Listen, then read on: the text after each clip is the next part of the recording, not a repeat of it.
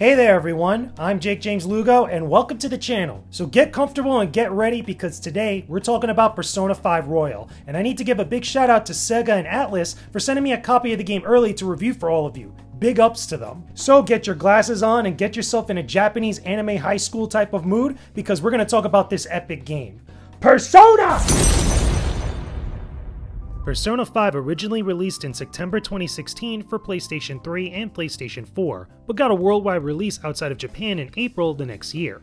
To say this game was impactful is a big understatement. It was a critical and commercial success for many reasons, but chief among them was how it introduced the Persona series to the mainstream.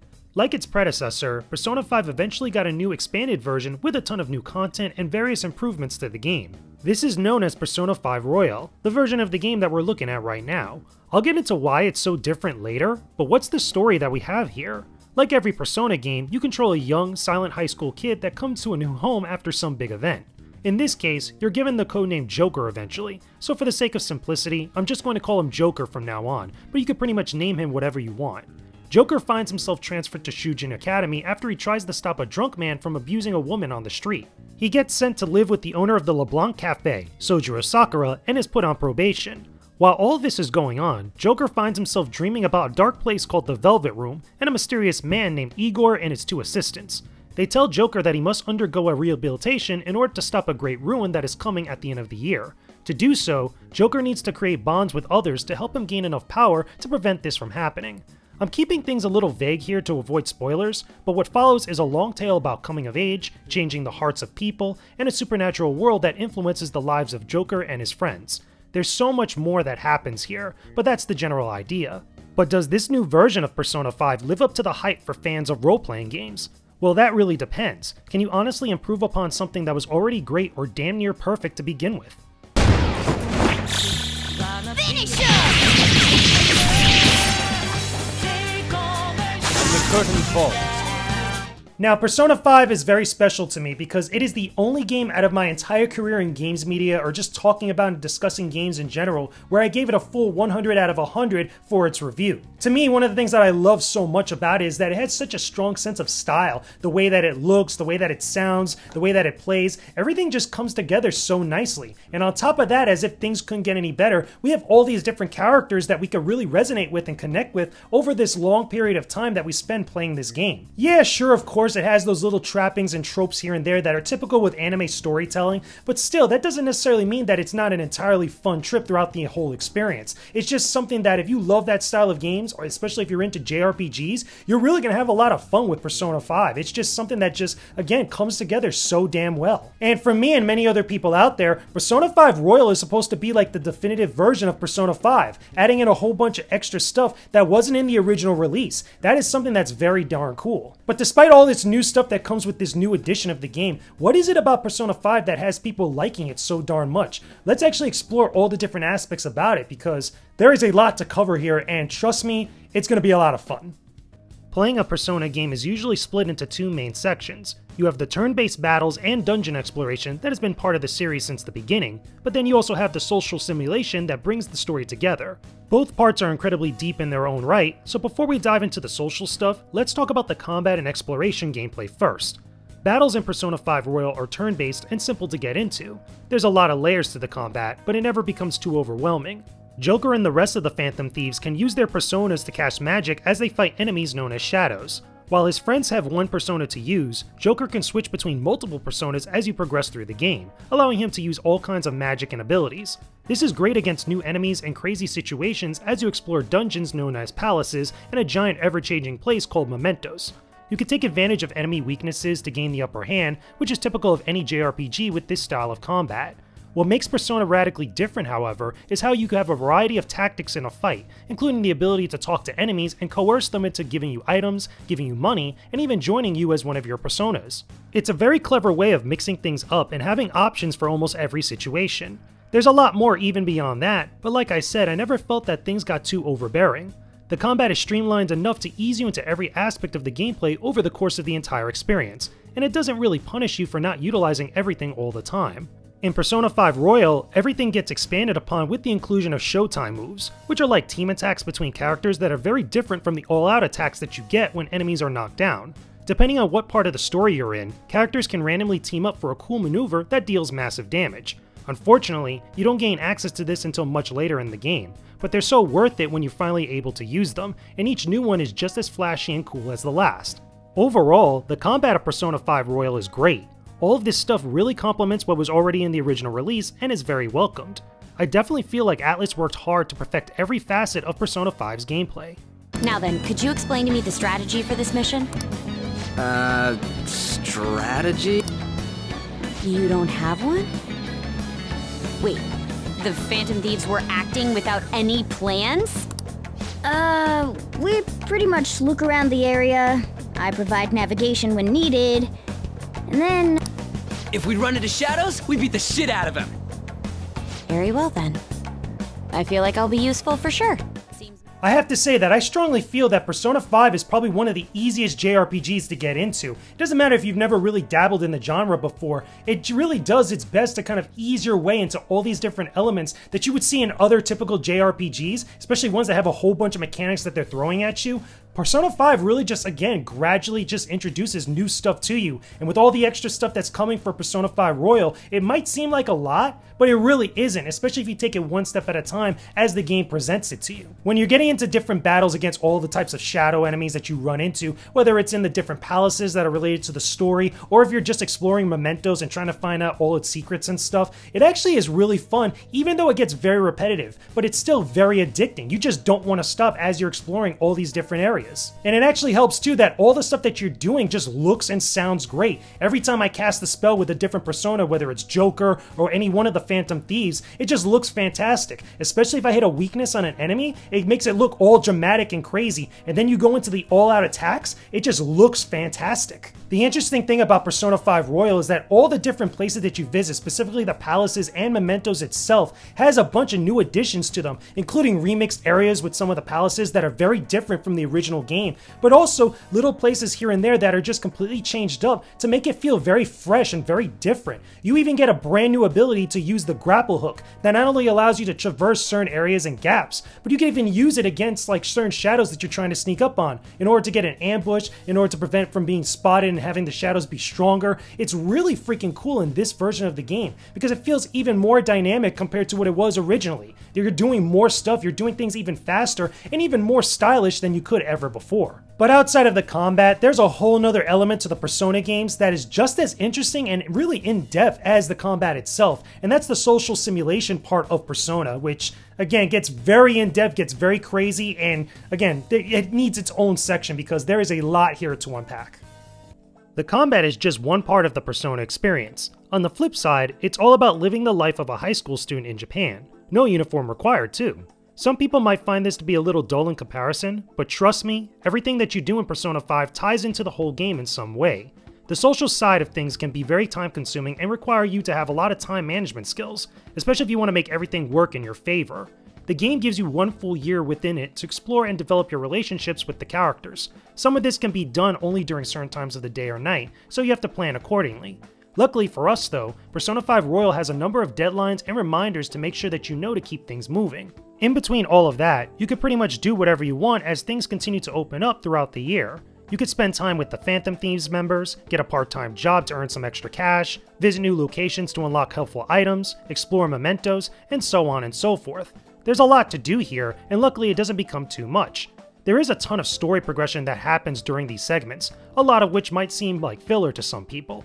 But everything comes back around at some point and ends up being significant in different ways. Increasing the level of your confidants is key to making Joker powerful and making his teammates useful in battle. You interact with all sorts of characters outside of just the Phantom Thieves too, especially when you get deeper into the game and have more locations open up to you. Some will be normal people you see at Shujin Academy, others will be more unique and even shady in their own ways. Spending time with them can give you incredible bonuses, such as more damage with certain attacks, new abilities within palaces, more options when interacting with enemies, and so much more. We'd honestly be here all day if I listed all of them, but I have to say, it's not easy to develop all of these relationships. It could take more than a few visits to increase the rank of a confidant, which does get annoying when you want to do other activities within a given day. As long as you keep track of the deadlines and always are doing something every day and night, you'll eventually rank up each confidant. Getting them all to max though is tough, but definitely well worth your time and effort that you put into it. I won't spoil anything here, but you can expect the bonds that you build with people will definitely have a major impact on how everything concludes. Who is it? Who's there? I can't take this anymore. I'm leaving.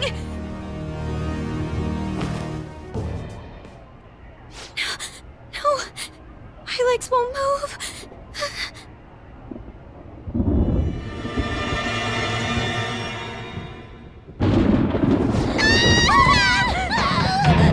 To be totally honest with all of you, I really love this part of Persona. It's just something that's just fun, it's different, it kind of lightens things up a little bit, especially when there's some much more heavier sections of the story itself. But overall, it's just, again, it's like if you're playing an anime and you have like all this influence over the events that are going on. Now don't get me wrong, it could be a little bit annoying dealing with certain elements of this, especially when you're trying to level up certain confidants and you're prevented from doing so because you have to go deal with this stuff, or you have to level up other confidants to get to these. It could get very confusing sometimes, especially when you feel like you're a little bit rushed in certain sections. But luckily with Persona 5 Royal, things flow a little bit easier, you're given a little bit more time to deal with certain elements, and stuff is opened up to you a lot more easier and quicker as you go throughout the entire calendar year. The other big change in Persona 5 Royal specifically is that I feel like most of the confidence that you level up, beforehand in the original release, you didn't get as many bonuses or extra like stuff from leveling up those confidants. In Persona 5 Royal, I feel like you're always getting something. There are very few instances where you don't get something from leveling up a confidant, which to me is great because I always feel like I'm earning something, especially when I have to go explore mementos, or if I have to go to like a palace or something. I'm always getting like these little abilities that are going to help me out in some way. Now if we could just shift gears for just a second, I want to talk a little bit more about the presentation of Persona 5, and more specifically also the music, because man, this game is fantastic with this stuff. I mean, we're going to get into detail about it, but just real talk, spoiler alert, this game is awesome with its presentation and music. Persona 5 is just a great looking game. One of the things that I loved about it so much are the visuals. Everything looks and feels so animated and energetic. The menus have little animations as you move in between different sections, like it's pulled straight out of a manga page. It's a colorful world, even in its more darker and sinister moments. Whether you're roaming the streets of Japan or traversing the palaces of the cognitive world, it all looks really good. But to top that off is the music. And man, let me tell you, this soundtrack is fantastic. I love the original game's music, so I was happy to see that Persona 5 Royal is just as good too. I feel there's a very strong argument to be made here that this is one of the best soundtracks in a JRPG. No lie, the music is that damn good. Don't agree with me? Every track in Persona 5 feels like it hits at just the right time and never gets too repetitive. Just listen to this track from when you're walking around Shujin Academy or the streets of Japan. You hear this music so much and I never felt like it was overplayed. There's just no way anybody could think that this music is bad.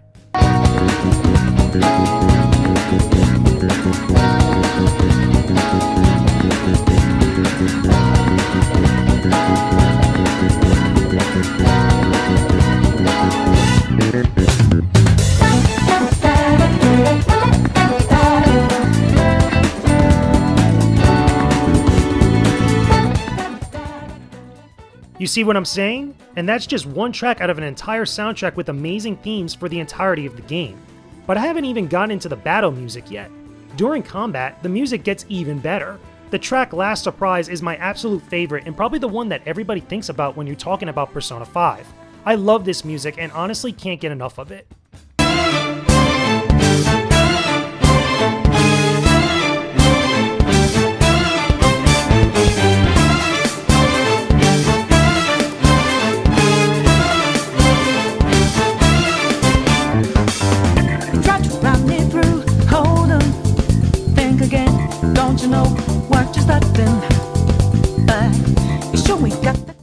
There's an additional 30 tracks in Persona 5 Royal that weren't in the original release, but if I'm being a little bit nitpicky here, that music that's brand new is good, but not as good as some of the older tracks that you got the first time around. Now don't get me wrong, that's really not saying that much because all the music in this game is fantastic. I really believe that this could be a strong contender for the best soundtrack for a JRPG, period. You know, let me know in the comment section down below if you agree or disagree, but I'm telling you, this music is really that good. Even so, that's not the only stuff you're getting in Persona 5 Royal over the original release, so let's talk about some of this other new stuff that, again, I'm pretty sure many of you out there want to discuss in greater detail, so I'll try my best to avoid spoilers, but let's get into some of this bonus content. By the way, glasses provided by Phonetic Eyewear, hashtag not sponsored. Alright, let me get into some of this extra new content in Persona 5 Royal. No joke, there is a lot in here. The majority of the game is still Persona 5, but the Royal Edition adds a significant amount of changes, including tweaks to the gameplay and brand new segments of content. The Thieves' Den is a completely new area that acts like an interactive gallery mode. As you progress the story, you obtain achievements and gain points to spend in the Thieves' Den to unlock artwork, movies, and a ton of other things. You can even get 3D models to place around and customize the look of the Thieves' Den. This is very cool for Persona 5 fans, especially if you want to see some new artwork and watch all of the new cutscenes at any time. You can even unlock the entire soundtrack from both versions of the game, which is a-okay by me. Besides that, there's a ton of other new things as well. I mentioned before that you get new locations to visit in the social sim part of the game, which have new cutscenes and dialogue for everyone in all locations. Certain moments were even tweaked a bit to add more info and make different plot points flow a little bit better. The Velvet Room also gets some new options and bonuses to use when making new personas, as well as optional battles and side missions to earn rewards. Social links for a few characters have also been reworked from the original to progress a little bit better, and the calendar itself has even gotten some tweaks to allow for more time to do extra activities and build up Joker and his confidants even more. This is great because it makes things a little bit easier when trying to max out your relationships and explore other parts of the game without missing anything.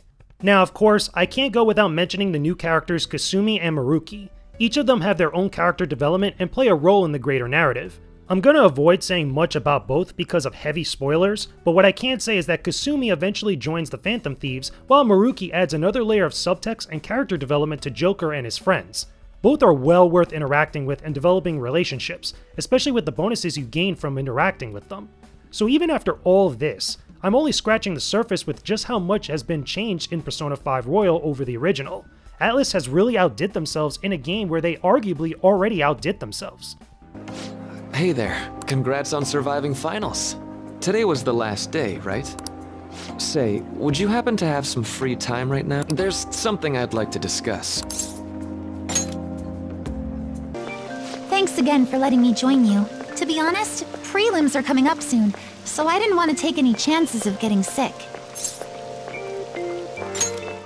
I really can't express just how much I love all this new content in Persona 5 Royal over the original release. It's so good to see like Atlus really take the time to implement a bunch of new stuff that they could have just otherwise just left alone, but they really went above and beyond. They really did a lot of stuff and a lot of work to make sure that Persona 5 Royal was really the definitive version of this game. I know it gets a little bit annoying getting to some of the newer stuff because it takes a while to get to that, but still, like, again, it teases you throughout the entire experience. You get to see some of the new characters like Kasumi at various different points. You get to talk with them, you get to interact with them before things really come to a head. And I really appreciate that. It just makes it feel like an overall just a different experience than what I got the first time around. You'll definitely need like a list online to like mark off or see like what exactly they changed, because it's very hard to spot what is different and what is the same just by playing through the game. Everything is just implemented so seamlessly. You would swear like if this was in the original game, but it was actually something different that they just minorly adjusted, and it just ends up being so much better. I love stuff like that. This just really is a definitive version of Persona 5 in like every way possible. So let's get real here. Can I recommend that you guys check out Persona 5 Royal on PlayStation 4?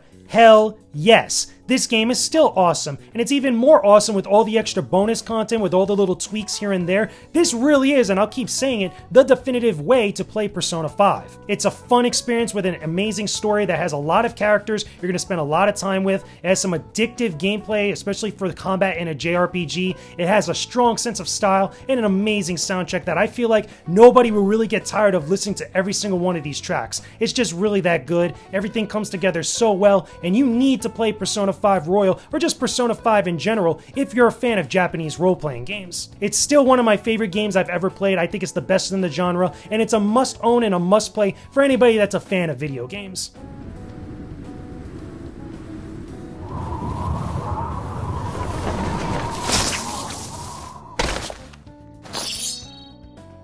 So there you go, guys. Those are my thoughts about Persona 5 Royal. Again, big thanks to Sega and Atlus for sending me the game early to review for all of you. I really love this game. I still stand by my original 100 out of 100 score from a while back. I feel like this game is awesome. It's just so much fun. Even if you're not a fan of JRPGs, I feel like if you play this, you'll get into the genre because it's just that fun to play. It's that interesting to follow, and you're going to be spending so much time with it. You're going to get so much value out of just diving into this game. It's that good, people. But as always, with every single game game that I review on this channel. That's just my opinion about it. Let me know what you guys think about Persona 5 down below in the comments section. Tell me, are you a big fan of Persona 5? Do you love the Persona series? What are some of your other favorite JRPGs? Tell me about those games down below in the comments section. I'm curious to see what you guys bring up.